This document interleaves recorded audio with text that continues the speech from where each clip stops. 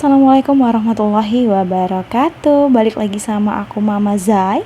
Apa kabarnya teman-teman di rumah? Semoga kalian selalu dalam keadaan sehat dan tetap semangat ya bunda-bunda. Nah, di video kali ini aku mau ngebahas tentang sesuatu yang lagi bikin awut-awutan di bulan Juni dan Juli untuk emak-emak dan ibu-ibu rumah tangga. Jadi ya, kalau di bulan Juni dan Juli ini kan biasanya anak-anak itu lagi mulai ajaran baru ya.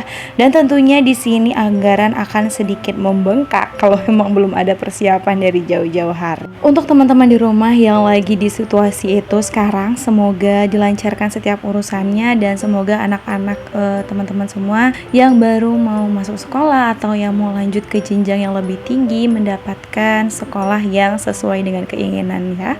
Dan juga semoga juga buat teman-teman yang mungkin nih sekarang lagi pusing dengan anggarannya, semoga dimudahkan dan dilimpahkan dengan rezeki yang tiada disangka-sangka, amin. Oke lanjut, di video ini aku tuh mau ngajakin teman-teman buat ngebahas tentang dana pendidikan anak. Jadi gimana nih Bun, udah prepare dari jauh-jauh hari kah? Atau sekarang lagi bingung menyiapkan anggarannya? Apapun situasinya, semoga dimudahkan. Dan untuk pembelajaran di tahun ini ya teman-teman, mari kita bahas dan belajar bareng-bareng gimana cara menyiapkan dana pendidikan anak yang tepat dan cara memilih sekolah yang tepat untuk anak kita. Sekolah yang tepat di sini nanti kita bakal bahas di poin berikutnya. Jadi untuk poin pertama aku ngebahas dulu tentang persiapan, aduh jadi belibet nih teman-teman.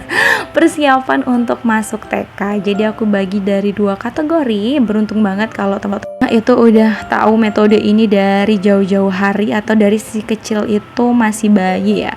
Jadi kita bisa mulai dari 0 sampai 3 tahun itu nyisihin 2.000 per hari sampai dia menginjak usia 3 tahun. Jadi dana itu bisa kita pakai buat persiapan anak itu masuk TK. Dan bagi bunda-bunda yang mungkin baru mau mulai di usia anak 4 tahun, jangan bimbang dan jangan risau, itu juga bisa, tapi memang kita agak kebut ya Bun. Anggarannya itu agak lebih besar hariannya. Jadi kayak aku kan baru mulai kemarin di usia anak aku umur 4 tahun. Jadi untuk menuju TK-nya nanti aku harus menyisihkan 5.000 per hari menjelang dia berumur 5 atau 6 tahun gitu. Nah kalau mulai nabungnya itu 2.000 per hari, sampai kapan bakal kumpulnya? Jadi tenang ya teman-teman, karena ini tuh sifatnya tahunan. Jadi nggak diduga-duga ternyata kalau kita nyisihin 2.000 rupiah selama 3 tahun itu bisa kita dapetin hasil 2.160.000. Dan kalau kita menyisihkan 5.000 per hari di usia anak 4 tahun sampai dia berusia 6 tahun, atau memang kalau misalnya udah mepet banget umur 5 tahun dia harus masuk sekolah, ya udah nggak apa-apa, itu bisa dapat hasil 1.800.000. Ya lumayan lah ya teman-teman, untuk setidaknya kita mengurangi membengkaknya anggaran pada bulan yang sama gitu. Jadi apapun pilihannya, bunda-bunda sekarang lagi di situasi apa, dimulai aja dulu, nggak apa-apa, boleh disesuaikan dengan waktunya. Misalnya tahun depan ya udah ambil metode yang 5.000, atau mungkin memang budgetnya memang agak besar untuk masuk TK, boleh disisihkan kalau memang ada rezeki lebih, disisihkan lebih besar mungkin 10.000, itu disesuaikan aja dengan pendapatan kita ya teman-teman.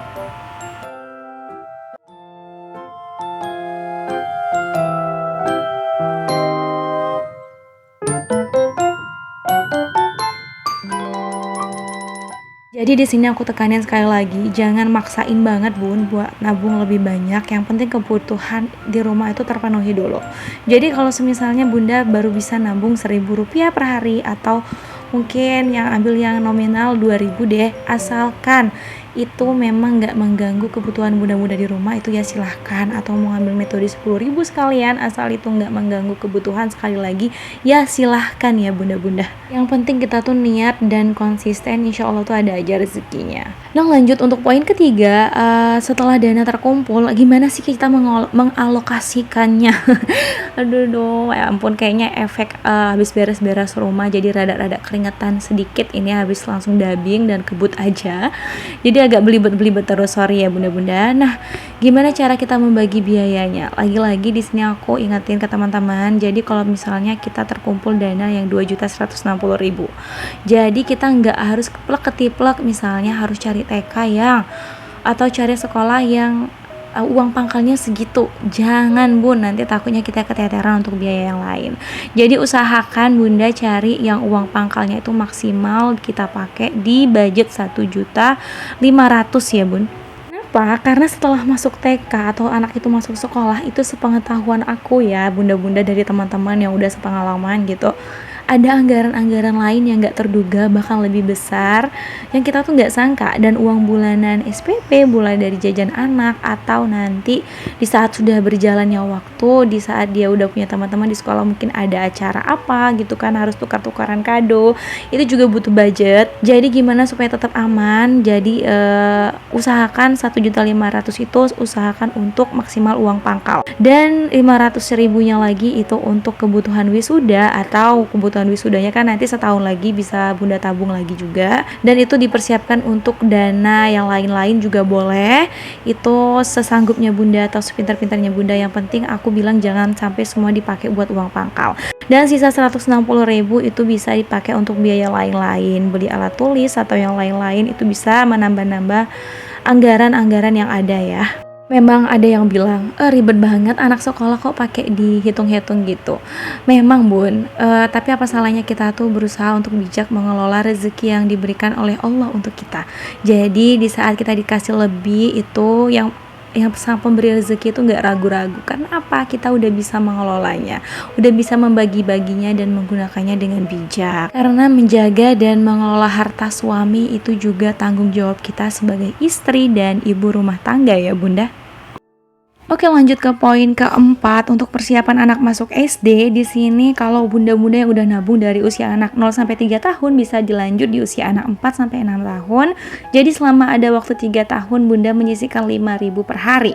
Jadi dalam 3 tahun itu bakal terkumpul dana sebesar 5.400.000. Wah, lumayan banget kan bun? Untuk bunda-bunda dan teman-teman yang mungkin baru menyiapkan dana pendidikan anak di saat anak udah masuk TK, boleh banget dikebut bun nabungnya mulai dari 10.000 atau bisa pakai metode kalender juga boleh. Nanti lain kali kita bakal bahas gimana cara nabung pakai metode kalender, mungkin akan lebih ringan dan lebih memudahkan bunda-bunda saat kalian bisa meringankan anggaran di saat anak mau masuk sekolah nanti. Nah, untuk bunda-bunda yang udah menyiapkan dana dari anak berusia 0 sampai 3 tahun atau memang berusia di bawah 3 tahun, bisa dikebut dan disesuaikan aja budgetnya. Itu bisa dilanjut di saat anak umur 4 sampai 6 tahun untuk mengumpulkan dana persiapan masuk SD. Jadi seandainya kita memulai dari umur 4 tahun sampai 6 tahun, berarti itu ada waktu 3 tahun untuk kita menabung dan menyisihkan uang 5.000 per hari. Dan itu bakal didapat hasil sebesar 5.400.000. Wah, itu lumayan banget. Nah, selama di SD, bunda ada waktu selama 6 tahun untuk menyisihkan uang 5.000 per hari.